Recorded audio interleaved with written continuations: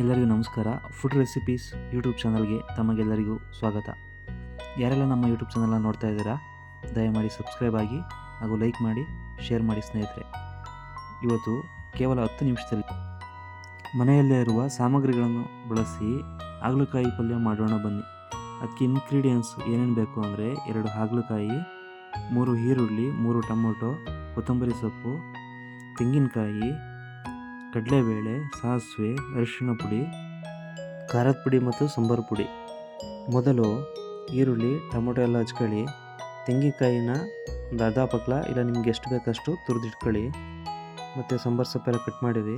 ಮತ್ತು ಹಾಗಲಕಾಯಿಯನ್ನು ಕಟ್ ಮಾಡಿ ಒಂದು ಪಾತ್ರೆಗೆ ಹಾಕಿ ನೆನೆ ಹಾಕಿರಿ. ಹಾಗಲಕಾಯಿಲಿರೋಂಥ ಬೀಜಗಳು ಎಲ್ಲ ತೆಗೆದು ನೀಟಾಗಿ ಕ್ಲೀನ್ ಮಾಡಿ ಇಟ್ಕೊಂಡಿರಿ.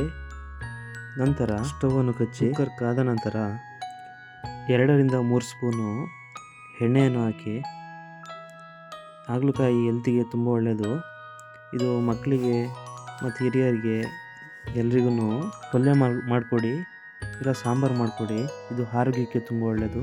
ಎಣ್ಣೆ ಕಾದ ನಂತರ ಒಂದು ಅರ್ಧ ಸ್ಪೂನು ಸಾಸಿವೆ ಮತ್ತು ಒಂದು 3 ಸ್ಪೂನು ಕಡಲೆಬೇಳೆ, ಒಂದು 10 ಎಲೆ ಕರಿಬೇವಿನ ಸೊಪ್ಪು ಹಾಕಿ ಕಮ್ಮಿ ಫ್ಲೇಮಲ್ಲಿ ಫ್ರೈ ಮಾಡಿ.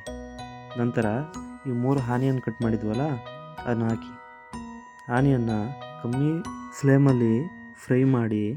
ಈ ಹಾಗಲಕಾಯಿನ ವಾರಕ್ಕೆ 2 ಸಲ ತಿಂದರೆ ತುಂಬ ಒಳ್ಳೆಯದು.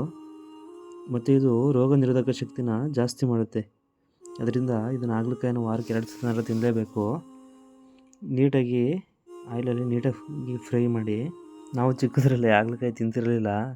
ಈಗ ಅದ್ರ ಮಹತ್ವ ಗೊತ್ತಾಗಿ ವಾರಕ್ಕೆ 2 ಸಲ ತಿಂತೀವಿ. ಎಲ್ಲ ನೀಟಾಗಿ ಫ್ರೈ ಮಾಡಾದಮೇಲೆ ಟೊಮೊಟೊ ಹಚ್ಚಿರ್ತೀವಲ್ಲ, ಟೊಮೊಟೊ ಹಾಕಿ 3 ಟೊಮೊಟೊ ಹಾಕಿ ಈರುಳ್ಳಿ ಜೊತೆ ಹಾಗೆ ಫ್ರೈ ಮಾಡ್ಕೊಳ್ಳಿ. ಇದಾದಮೇಲೆ ಕಟ್ ಮಾಡಿಟ್ಟಿರೋ ಸ್ವಲ್ಪ ಕೊತ್ತಂಬರಿ ಸೊಪ್ಪು ಮತ್ತು ಆವಾಗಲೇ ತೊಳೆದು ಕಟ್ ಮಾಡಿರ್ತಕ್ಕಂಥ ಹಾಗಲಕಾಯಿನ ಹಾಕ್ಕೊಳ್ತಿದ್ದೀನಿ.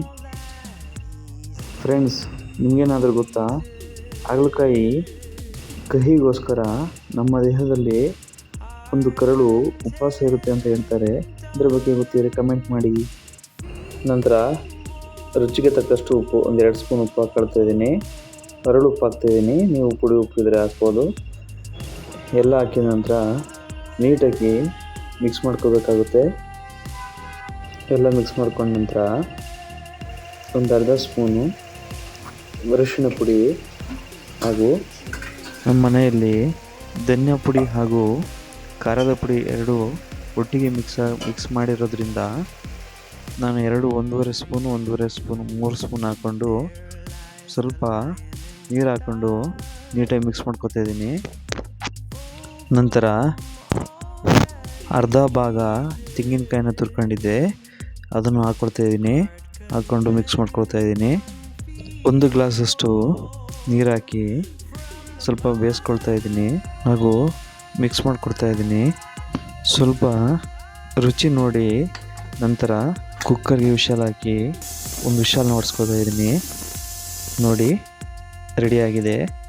ತುಂಬ ಈಸಿಯಾಗಿ ಮಾಡ್ಬೋದಾದಂತಹ ಹಾಗಲಕಾಯಿ ಪಲ್ಯ ಇದು. ನಮ್ಮ ಮನೆಯಲ್ಲಿ ಅಕ್ಕಿ ರೊಟ್ಟಿ ಮಾಡಿರೋದ್ರಿಂದ ಅದು ಕಾಂಬಿನೇಷನ್ನು ಗುಜ್ಜು ಥರ ಇದೆ. ಅನ್ನಕ್ಕೂ ಹಾಗೂ ಚಪಾತಿಗೂ ತುಂಬ ಟೇಸ್ಟಿಯಾಗಿರುತ್ತೆ. ನೀವು ಮನೆಯಲ್ಲಿ ಟ್ರೈ ಮಾಡಿ ನೋಡಿ, ಹೇಗಿತ್ತು ಅಂತ ಕಮೆಂಟ್ ಮಾಡಿ. ವಿಡಿಯೋ ನೋಡೋದಕ್ಕಾಗಿ ಧನ್ಯವಾದಗಳು. ದಯವಿಟ್ಟು ಸಬ್ಸ್ಕ್ರೈಬ್ ಮಾಡಿ ಸ್ನೇಹಿತರೆ. ನಮಸ್ಕಾರ.